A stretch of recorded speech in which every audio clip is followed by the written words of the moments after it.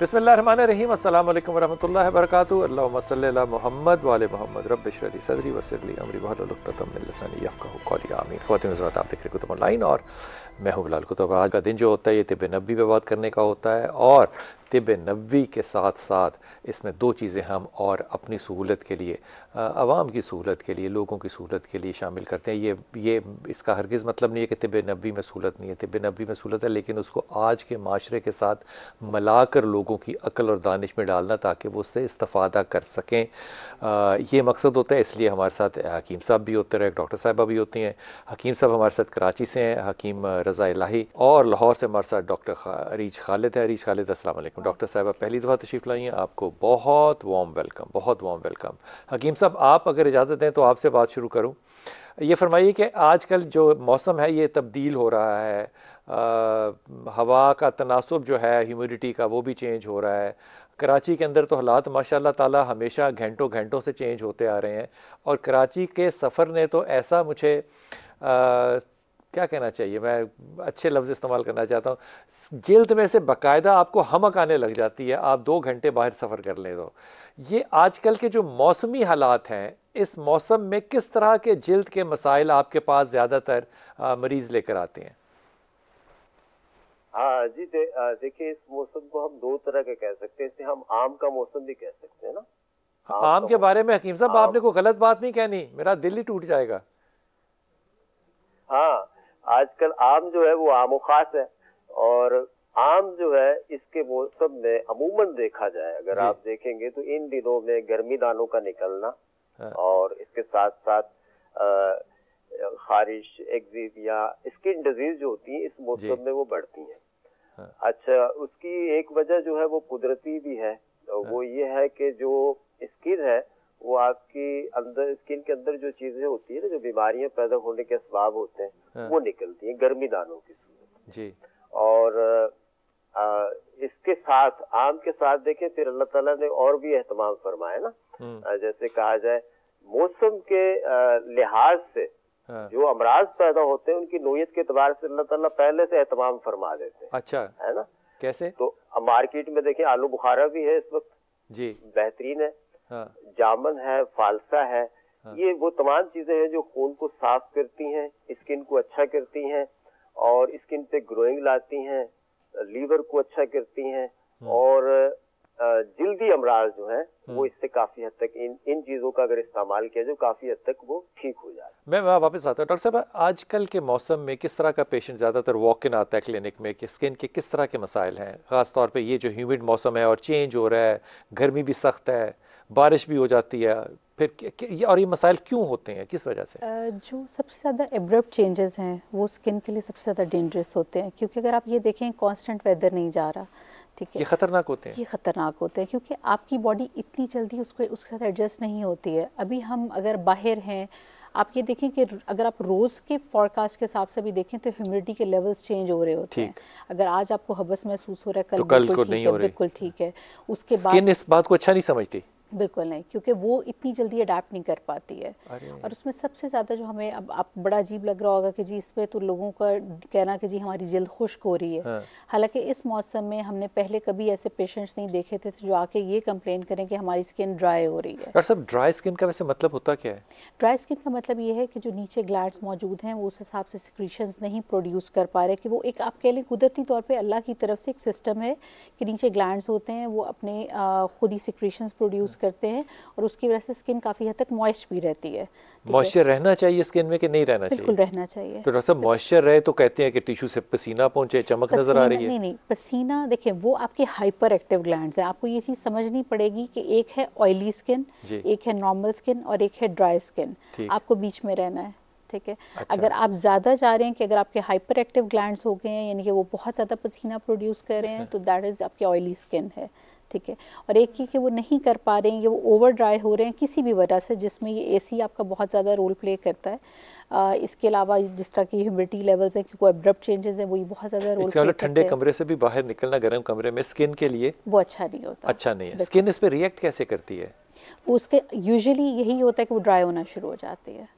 ठीक है, उसके हाँ ग्लैंड्स का जो बेसिकली उसका नीचे से आप कह लें कि उनका फंक्शन है वो इफेक्ट होता है, वो उस तरह से फिर वो नहीं प्रोड्यूस कर पाते। अच्छा डॉक्टर साहब, अगर ड्राई फेस हो तो क्या ये ज़रूरी है कि सारा जिस्म ही ड्राई हो, या पैचेस भी हो सकते हैं? कुछ ड्राई होते हैं, कुछ ऑयली होते हैं। बिल्कुल पैचेस भी हो सकते हैं, बड़ा नॉर्मल है कि पैचेस होना। अक्सर लोग हमें आके कहते हैं हमारे फॉरहेड पे या नोज़ पे खाली पसीना, या हमें ऐसे लगता है कि ऑयल प्रोड्यूसर, बाकी हमारा चेहरा ड्राई, लेकिन हम उसको स्टिल कहते हैं कि इट्स नॉर्मल, इसमें कोई ऐसी हर्ज वाली बात नहीं है।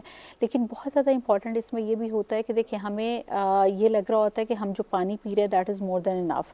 हम जो मर्जी कर लें, हम 1.5 लीटर्स के अराउंड पानी नहीं पी पाते per day in 24 hours. Yes, 1.5 litre नहीं पी पाते। नहीं पीना कितना चाहिए था सर? अप्रॉक्सीमेटली इतना मोर देन दैट। ठीक है, आप ये चीज़ जहन में रखें कि जैसे ही मौसम तब्दील होता है कि आप ऑन एंड ऑफ ORS को शामिल रखें अपने डेली इनटेक, खास तौर पे गर्मियों में। ये जो ORS का पाउडर मिलता है, बिल्कुल ये पानी में डाल के पीना चाहिए। इससे क्या फायदा होगा डॉक्टर साहब? क्योंकि उसमें नमकियात भी हैं। जब आपका पसीना निकलता है तो सिर्फ वो डिहाइड्रेट होकर पानी नहीं निकल रहा, उसमें वो नमकियात भी निकल रहे हैं। ठीक, तो आपको वो भी पूरे करने हैं। वो नमकियात अगर जिस्म से निकल जाए तो क्या होगा?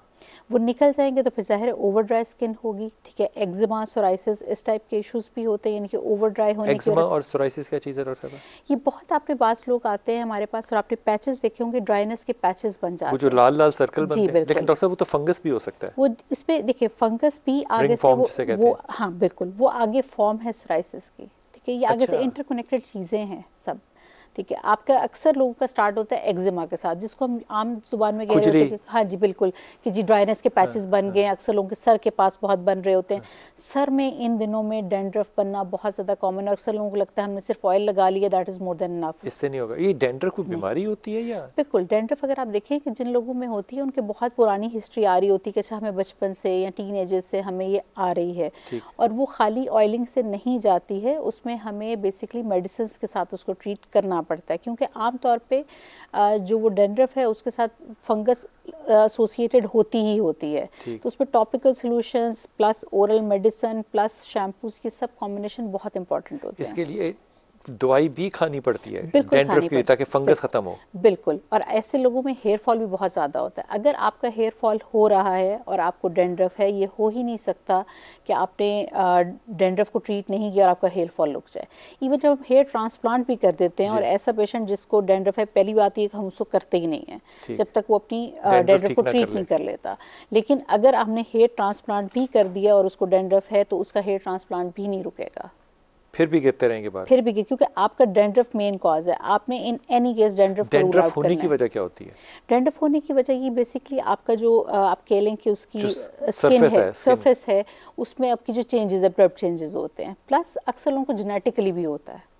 अरे अच्छा, कुछ बच्चों में बहुत शुरू से, अगर आप देखें हमारे पास भी आते हैं तो मैं उन्हें कहती हूँ आप पीट्स के पास कुछ लोग तो मैंने ऐसे देखे हैं जिनकी कि डैंड्रफ सर में इस तरह जमी होती है जैसे दही जमा हुआ है। वो बेसिकली आपके फंगल इन्फेक्शन में कन्वर्ट हो गई होती है।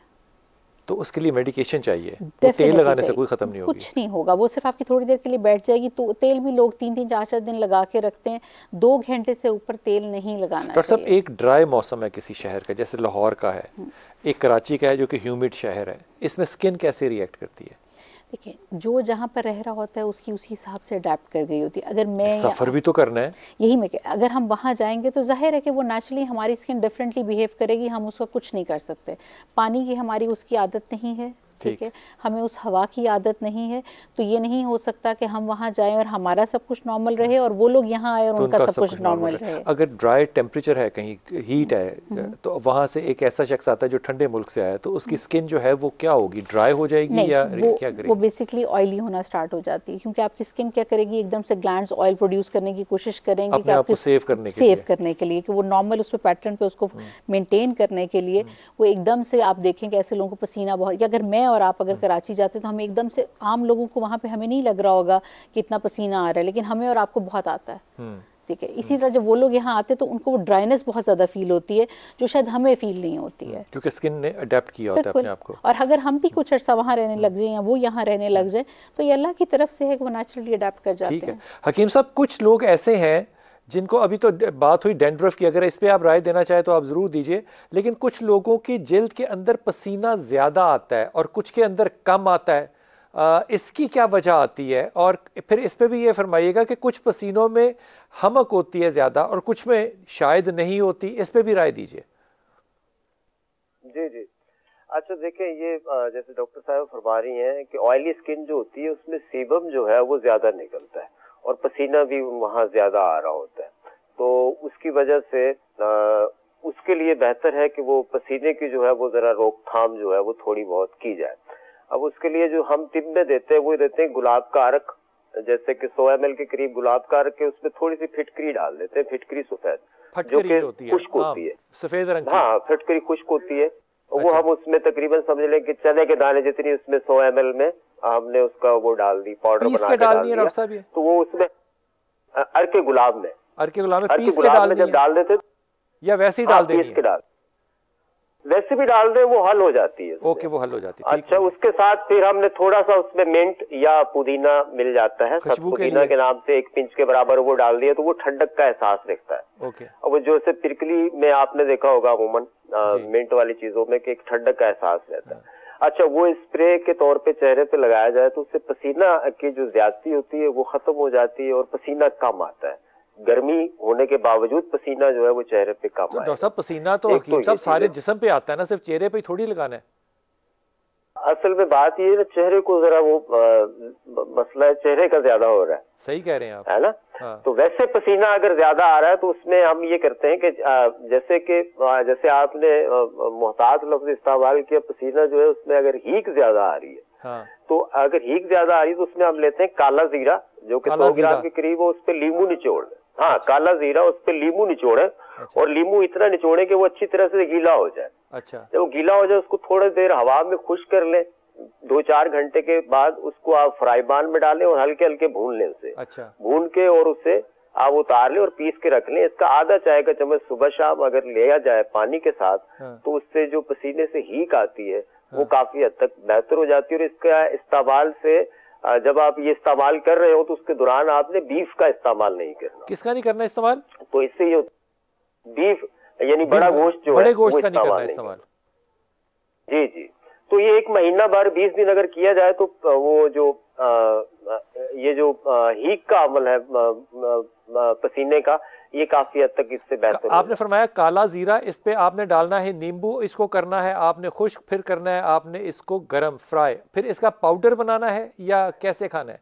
फिर पाउडर बना लेना है जी। ये फ्राई जो करना है ये किसी तेल घी में करना है या बस वैसे ही करना है गरम? नहीं, बिल्कुल खुश्क ऐसे ही फ्राई पैन वगैरह में डाल के इसको हिलाते रहे हल्की आंच पे, तो ये भून जाएगा, इसकी खुशबू आती है भूनने की। ओके जी। चिपकेगा नहीं ये फ्राई पैन से या गरम चीज से? नहीं, बिल्कुल नहीं चिपकेगा, ये आराम से जो है वो भुन जाएगा। ठीक है, ये काला जीरा आसानी से मिल जाता है? मैंने तो लफ्ज़ ही पहली दफा सुना कि जीरा भी काला होता है।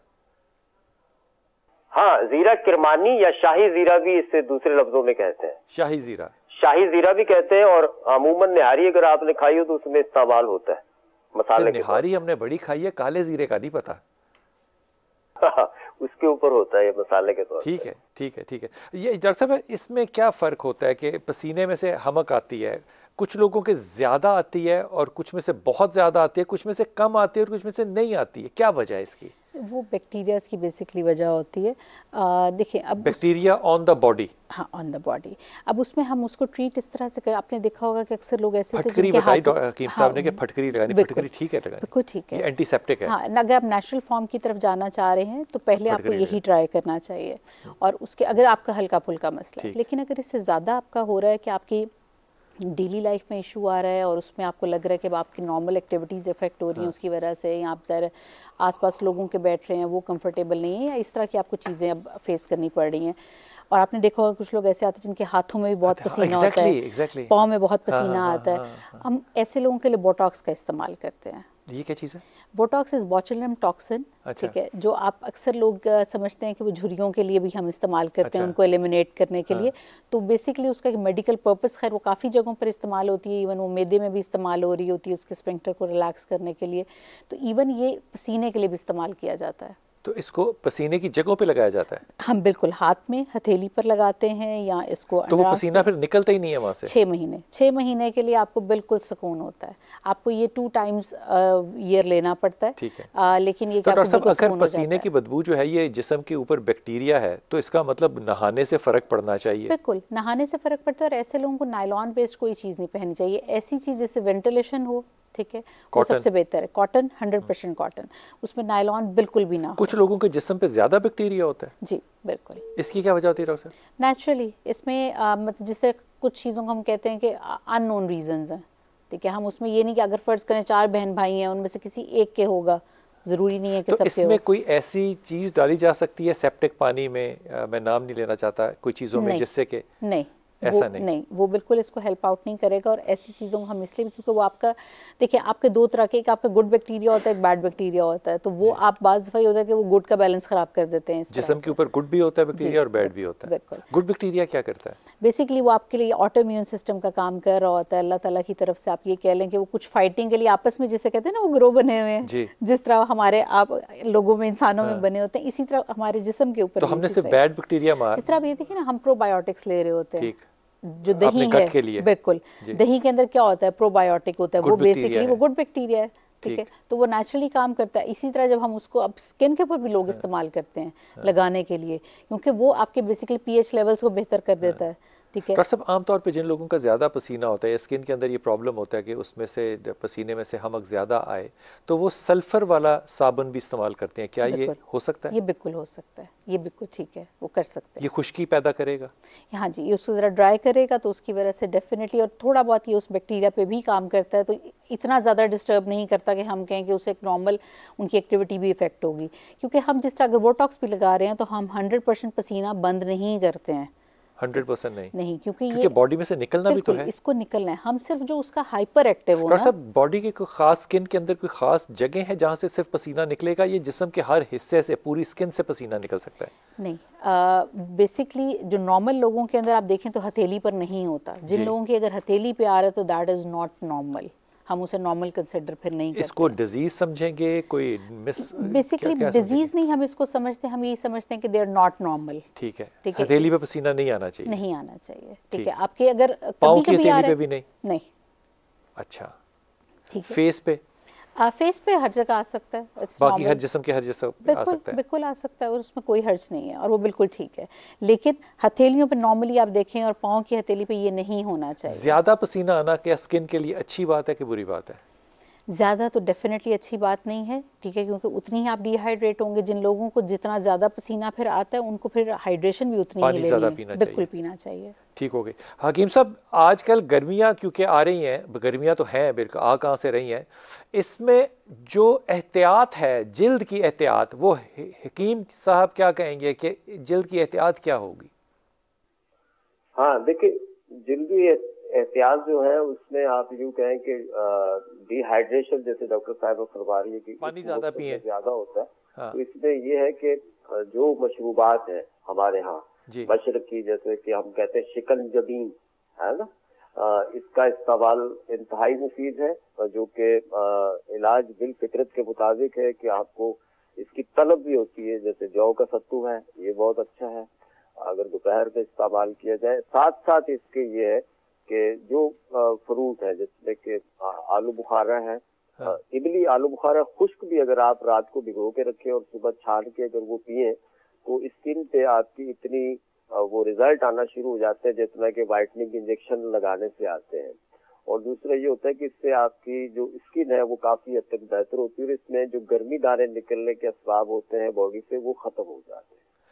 आप फरमा रहे हैं कि आलू बुखारा जो है इसका शरबत पिया जाए, इससे जिल्द पे तकरीबन वही काम हो जाता है जो कि वाइटनिंग वाले इंजेक्शन लगाने से होता है। वाइटनिंग इंजेक्शन लगने से जो काम होता है वो तकरीबन इससे हो जाता है। इसका तरीका ये है कि आपने 5-6 दाने इमली के, खुश्क इमली के रात को भिगो दिए 5-6 दाने उसमें आलू बुखारे के डाल दिए, रात को एक कटोरे में रख दिए, सुबह ऐसा किया कि इसको मसला छाना और इसमें से गुठलियां निकाल दी और ये पानी पी लिया, इसको ग्राइंड करके पी लें, वैसे पी लें। तो इससे ये होता है कि जो एक तो गर्मी की जो हिद्दत होती है वो खत्म हो जाती है और दूसरा जो स्किन केयर के तौर पे भी आप इसका इस्तेमाल कर सकते हैं। और दूसरा ये होता है कि इससे जैसे खवातीन में अमूमन एक कम्प्लेक्स होता है गोरा चिट्टा होने का, और वो कम्प्लेक्स भी काफी हद तक इससे खत्म हो जाता है। बाज़ ख़वातीन के पिगमेंटेशन होती है। बिस्मिल्लाहिर्रहमानिर्रहीम। डॉक्टर साहब, हकीम साहब ने लफ्ज़ इस्तेमाल किया पिगमेंटेशन। ये पिगमेंटेशन स्किन की क्या चीज़ है?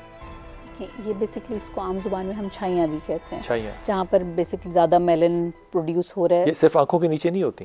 नहीं नहीं नहीं, ये चेहरे पर कहीं पर भी हो सकती है। जो काले काले स्पॉट बन जाते हैं? बिल्कुल बिल्कुल, ठीक है। कुछ तो यहाँ पे बने होते हैं बड़े, यहाँ पर बहुत ज़्यादा बनते हैं, और आमतौर पर माथे पे। ये पिगमेंटेशन क्या चीज़ होती है, क्या बनती है? ये ज़्यादातर जो इसकी वजूहात जानने की ज़रूरत है कि ख़वातीन में आमतौर पे पोस्ट प्रेगनेंसीज होती हैं, क्योंकि आयरन लेवल्स आदमियों को बहुत होती हैं। आदमी क्योंकि वो सन ब्लॉक नहीं लगा रहे होते हैं, इसलिए ये स्किन जली होती है। बिल्कुल, ठीक है। आपको एक बैरियर चाहिए जो सन प्रोटेक्शन, क्योंकि ओजोन की लेयर आपको भी पता है कि क्या हालात हैं, तो वो डायरेक्ट रेज जब आती हैं तो वो बहुत ज़्यादा डेंजरस होती है। तो ये बर्न्ड स्किन होती है जिसको पिगमेंटेशन कहते हैं, या नहीं? ये बर्न्ड स्किन नहीं होती है, यहाँ पर हम इसे हाइपर पिगमेंटेशन कहते हैं, यानी कि एक जगह पर ज़्यादा पिगमेंटेड हो गई है स्किन, कलर ज़्यादा आ गया, कलर ज़्यादा डार्क हो गया, मेलानिन उस जगह पे ज़्यादा इकट्ठा हो गया। हाँ। और जिस तरह भी वो बात कर रहे थे वाइटनिंग इंजेक्शंस की भी, हाँ। तो वो भी डेफिनेटली इसमें हेल्प आउट करते हैं। तो डॉक्टर साहब, नमाजी आदमी के यहाँ पे जो निशान पड़ता है, ये पिगमेंटेशन होती है या क्या चीज़ होती है? ये फ्रिक्शन की वजह से आपने देखा। हाँ, दैट इज समथिंग एल्स। जो आप पिगमेंटेशन देख रहे होते हैं वो तो सॉफ्ट होती है, ठीक है। ये तो फ्रिक्शन की वजह से है, और ये हम यानी कि सख्त जगह नमाज पढ़ने से, ठीक है। तो वो पिगमेंटेशन का कोई ट्रीटमेंट है? ट्रीटमेंट इसके ज़रा थोड़ा, जितनी ये पेशेंट को तंग करती है उतनी हमें तंग करती है। ट्रीटमेंट्स डेफिनेटली होते हैं, लेकिन ज़रा इसको डिफरेंट तरीक़ों से हम ट्रीट करते हैं मुख्तलिफ लोगों के लिए। किसी के लिए कोई चीज़ काम करती है, किसी के लिए कोई करती है। टॉपिकल क्रीम्स हमारे पास लोग इतना इस्तेमाल करके आगे होते हैं कि उनकी तो गुंजाइश ही नहीं बचती है, क्योंकि ये मिक्स क्रीम्स हो गई। इवन बहुत सारी ऐसी क्रीम्स जिनको लोग समझते हैं कि अच्छा इसमें तो कुछ है ही नहीं, लेकिन स्टिल उनमें मरकरी होता है, ठीक। तो वो एक डैमेज, केमिकल डैमेज भी हो गया होता है। तो उसके लिए डिफरेंट प्रोसीजर्स हमें करने पड़ते हैं, जिनमें आप कह लें PRP होती है, फिर उसके अलावा लेज़र्स शामिल होते हैं, इसके अलावा मीज़ो होती हैं। ये डिफरेंट प्रोसीजर्स से आप उनको ट्रीट करते हैं, लेकिन हमें साथ ओरली भी देना पड़ता है, मेडिकेशन भी देना पड़ता है। बिल्कुल, क्योंकि हमें ये देखना पड़ता है कि एक बंदे में अगर ये चीज़ आई है, ख़ास तौर पर ख़वातीन में, तो वो आमतौर पर पोस्ट प्रेगनेंसीज होती हैं, क्योंकि जब आयरन के लेवल्स उनके कम रहे हैं मल्टीपल प्रेगनेंसीज के बाद, और उन्होंने उसके बाद उसमें अपने मल्टीविटामिन्स नहीं लिए, तो आयरन की कमी भी ये छाइयों को प्रोड्यूस करती है। स्किन के ऊपर मल्टीविटामिन या विटामिन्स की कमी किस तरह से नजर आती है? देखें, ये नहीं हो सकता कि आप जंक खाएं और आपके चेहरे पर रौनक हो। अच्छा, ठीक है। आपके चेहरा नहीं हो सकता आपके चेहरे पे वही नजर आएगा जो आप खा रहे हैं, जो आप उसके साथ सलूक कर रहे हैं। ये दोबारा कह दीजिए, आपके चेहरे पे वही नजर आएगा जो आप खा रहे हैं। सो आपका चेहरा बताता है कि आप खा क्या रहे हैं। बिल्कुल, देखिए, रोशन चेहरा जो है वो अच्छा फूड होगा आपका। देखिए, ग्लो आपके चेहरे पे तभी होगा जब आप इंटरनली चीजें ठीक ले रहे हैं। अगर आप सारी जंक फूड ले रहे हैं तो ये कैसे हो सकता है, और पानी नहीं पी रहे हैं, ये कैसे हो सकता है कि आपकी स्किन ठीक रहे? स्किन आपकी वही पोर्ट्रे करेगी जो आपके अंदर है। ओ शाबाश है, ठीक अच्छा। है। जिस तरह बुखार एक बीमारी नहीं है और वो अलामत है कि आपकी बॉडी के अंदर कुछ गलत जा रहा है, and you have to look upon that. इसी तरह जो हम छाइयाँ या चेहरे पर कुछ भी आना, वो ये बताता है कि आपके जिस्म के अंदर कुछ गड़बड़ चल रही है। आप देखते हैं आंखों की छाइयाँ जो हैं, ये भी उन छाइयों जैसी हैं जो कि माथे या गालों पे हो जाती हैं? नहीं, ये जिनको अब डार्क सर्कल्स अक्सर लोग आके कहते हैं, ये आमतौर पे बहुत ज़्यादा ये जो आप गैजेट्स का इस्तेमाल बहुत करीब से बहुत देर तक, ये उसकी वजह से होता है। That is completely a different thing, क्योंकि यहाँ की स्किन पतली होती है। अच्छा। ठीक है। जब आप बहुत ज़्यादा फोकस करते रहने की वजह से, फैट लॉस होने की वजह से वो नीचे दब जाती है। उसका ट्रीटमेंट कम्प्लीटली डिफरेंट है। उसमें इंस्टेंटली हम फिलर डाल सकते हैं। और वो एक ज़माने में, बल्कि मुझे तो जब से होश है, वो गोरा करने वाली क्रीमें जो थी वो बड़ी इन थी कि गोरा करने वाली क्रीमें जो हैं वो इस्तेमाल की जाए, लेकिन वो फिर ज़ाहिर है नाम वाम भी बदलने पड़े क्योंकि वो बायस सी लगती है बात। अब सुना है इंजेक्शन आ गए हैं ऐसे।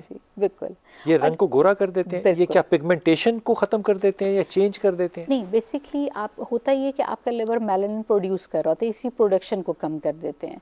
आपको ये समझने की ज़रूरत है कि वाइटनिंग इंजेक्शन तो इसको नाम दे दिया गया, otherwise this is an antioxidant, glutathione है, एंटीऑक्सीडेंट है। इसका साइड इफेक्ट वाइटनिंग है। ठीक। जबकि आपकी बॉडी में आपकी नीड से ज़्यादा हो जाता है तो फिर ये वाइटनिंग का इफेक्ट देने लग जाता है। मेरे पास अक्सर लोग आके कहते हैं कि नहीं जी, हमने सुना ये लिवर को तबाह कर देता है, जबकि ये लिवर को हील करता है। ठीक है। इसका लिवर ज़्यादा प्रोड्यूस कर रहा है ऑक्सीडेंट्स को। हाँ बिल्कुल। असल में होता ये है कि जब हमने इसको इस्तेमाल करना शुरू भी किया था, जब दुनिया में इस्तेमाल होना शुरू हुआ था, तो ये कीमोथेरेपी के पेशेंट्स में हुआ था स्टार्ट।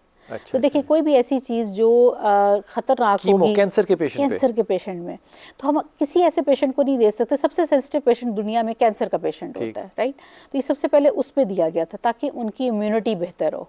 ठीक है। इसी तरह लिवर सिरोसिस के पेशेंट में जिनका लिवर बेसिकली डैमेज था उनमें इनको स्टार्ट किया गया, लेकिन वो बेसिकली उनकी जर्नल हेल्थ को इम्प्रूव करने के लिए था।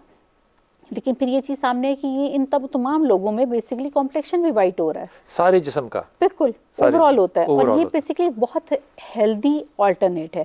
अब मेरे पास कितनी बच्चियां आती हैं उनकी शादियों में, रिश्तों का आपको पता है आजकल जो, अगर आप ये कहें कि पूरा मुआशरा इसी तरह से, आप कहीं चले जाएं दुनिया में, जो लोग गोरे हैं उन्होंने टैन होना है, जो टैन है उन्होंने गोरे होना है, तो उसको आप चेंज ही नहीं कर सकते।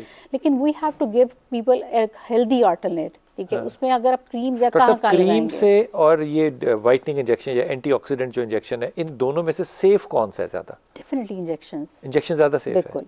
लेकिन आपने खुद नहीं लगाने, आपने डॉक्टर के पास इंट्रावीनस है, ये इंट्रामस्कुलर है, ये इंट्रावीनस है, आईवी होते हैं। Dose calculate patient to patient की जाती है उसके बॉडी वेट के अकॉर्डिंगली। हर पेशेंट के लिए डिफरेंट डोज होती है, हर पेशेंट के लिए एक डोज नहीं होती है। ये परमानेंट होता है या टेम्पररी होता है? अगर आप सन ब्लॉक की केयर करते हैं तो usually it last for more than 5 to 10 years। अगर आप सन ब्लॉक की केयर कर रहे हैं तो आप यानी कि सन से टैनिंग नहीं ले रहे, और बाकी इसमें ये लेकिन लंबा प्रोसेस है। इट्स नॉट लाइक दैट कि जिस तरह वो 3 दिन में आप क्रीम से गोरे हो जाते हैं, इस तरह नहीं। इससे 3 इंजेक्शंस में भी नहीं होंगे, एटलीस्ट 8 to 10 के बाद आपको फर्क सुनने में आया कि जो सफेद रंग करने वाली क्रीमें होती हैं ज्यादातर ये ऊपर से स्किन को उतार देती हैं, क्या ये बात सच है? बिल्कुल। तो ये तो बहुत डेंजरस बात हुई, बहुत ज्यादा। इसमें स्किन कैंसर बल्कि वाइटनिंग क्रीम के साथ एसोसिएटेड है, स्किन कैंसर, क्योंकि बहुत सारे लोग ऐसे हैं जो पुराने गुजरे भी हैं। आपने हमारे यहाँ तो ये मतलब पाव भाजी की तरह खाया जाता है। बिल्कुल।